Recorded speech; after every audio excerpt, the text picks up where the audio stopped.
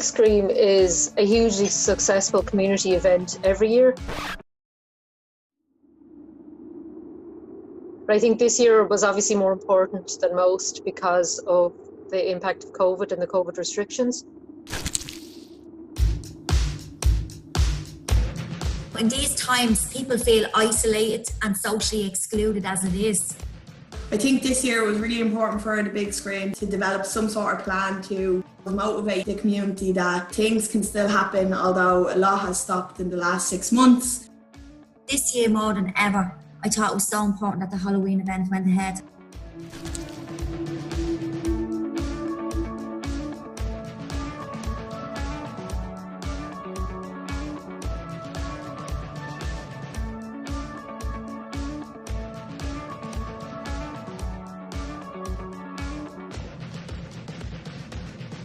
This year's festival started with 31 Screams of Halloween, 31 days of competitions.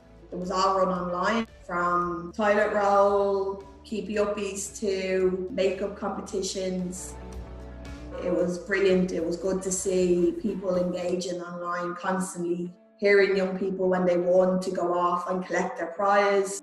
I think that in itself is something that could be ran in any season, and I think it was a really cool idea to try and kick off the whole festival with. This is actually the happiest day of my life right now.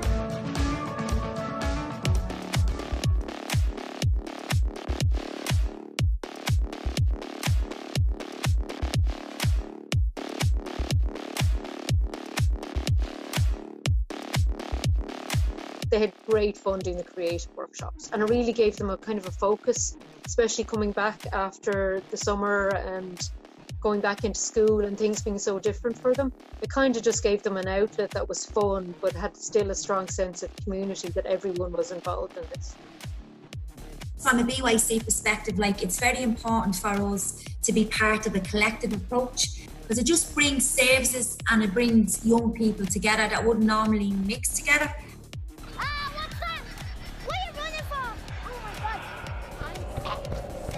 The scary movie. For the young people to actually see their work, I think, was amazing. We didn't realise at the time when everything was being videoed that there was going to be special effects put in the background.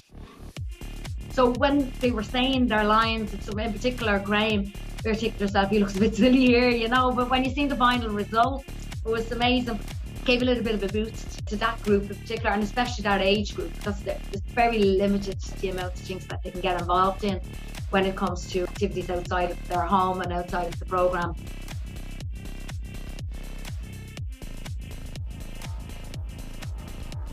The young people in Swan were involved in the workshops for the haunted house. They were making all the props. They loved that.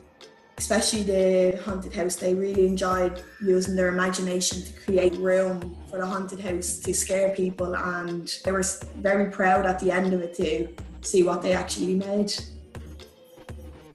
And then they were involved in the special effects makeup. So creative, and everyone can be involved because it's all part of costume and makeup, which is all part of Halloween. And the special effects, it's such a crowd pleaser, everyone loves doing it. They get to create some gory blood and cuts and scars. It's very skill based, once you do it, young people are really like, oh, I could do this at home, and do it yourself on Halloween night for your own costume and stuff like that.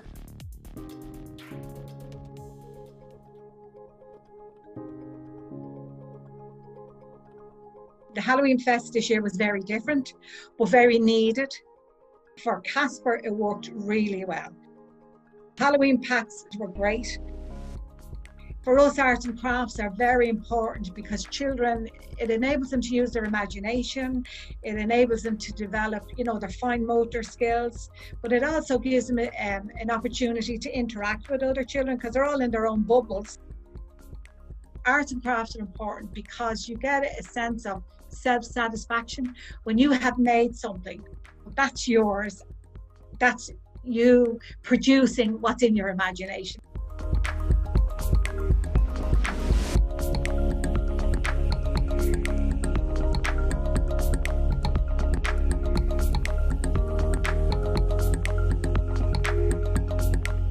Fairy Trail was absolutely magic, particularly for the younger ones, because like that, we were able to go out into the park. It was being in an open space and going searching for the little doors and following the trail. It was very different, but at the same time, it shows us how you can be interactive in a different way. They enjoyed the walk around. It was more so that when they came back, it was the imaginary stories that they came up with about their experience in the fairy garden. It was a lovely experience for them. It was an adventure.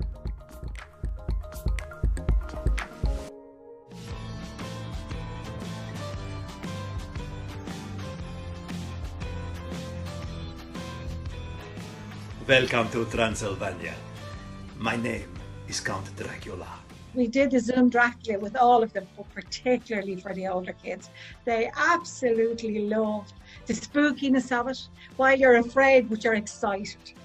Then they did the Dracula house, and then they had to go and find his grave in Ballybough. So they were fascinated. That gave us the opportunity for them to participate, to learn history.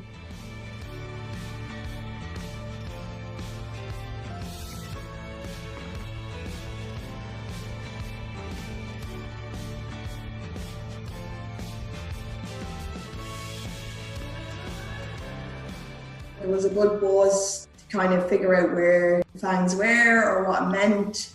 Many young people knocking in each day asking like, oh, what's this hint? Like, where do you think it'd be?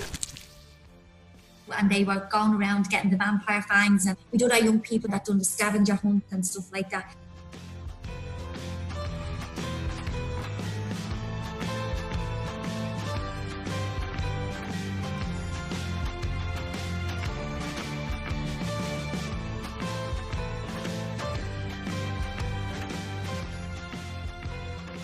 For the 3 days it was on, we had people coming in and out looking for bingo books and collecting it for their nannies and their aunties, and they were talking about how they were going to sit in together and do it. We also took part in a couple of them where our groups, it was definitely something different, you know, than what we usually do, and the young people enjoyed taking part and seeing so many people even on the screen like, oh, I know that person and I know this person, and winning prizes. They were delighted to win something and go up and collect it.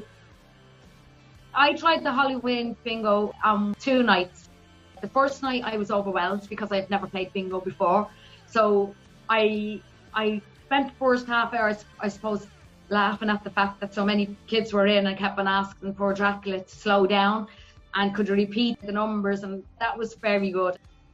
I was delighted to see the amount of people that took part in the Northwall area. It's more so great to see all the families at home. The mammy, the daddy, the kids, the grannies, you know, whoever lived at home was taking part.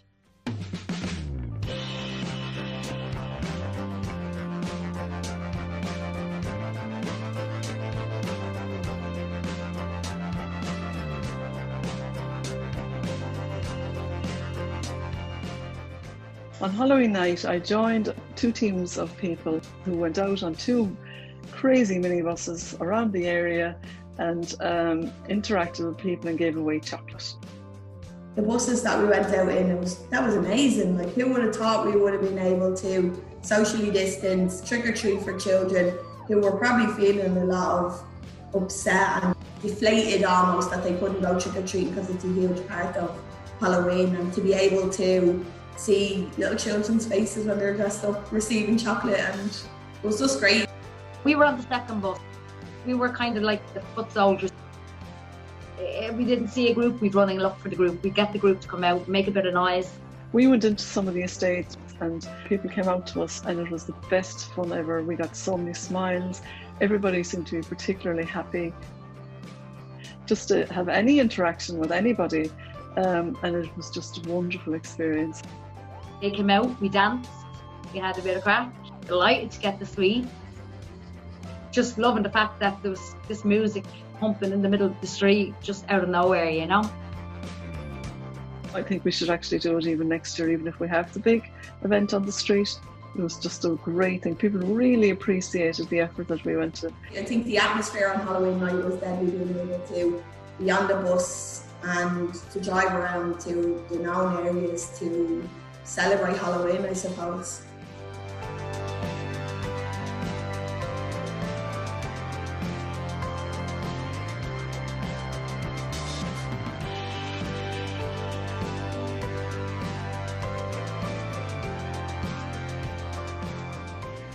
It was a really, really tough year and the goalposts kept moving.